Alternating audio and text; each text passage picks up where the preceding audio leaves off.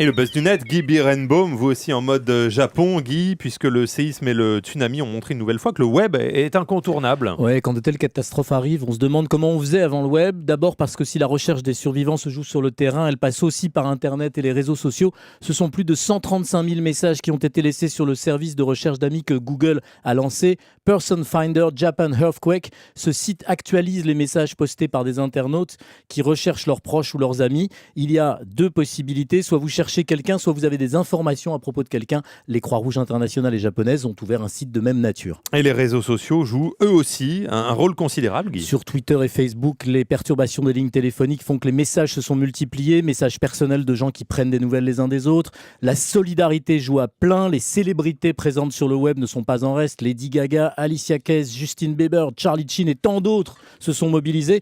Mais au-delà des messages d'inconnus ou de stars, ce qui fait la force des réseaux sociaux, c'est leur capacité à informer en temps réel et à relayer les photos, les vidéos, toutes ces images incroyables qui sont tombées en quasi-direct.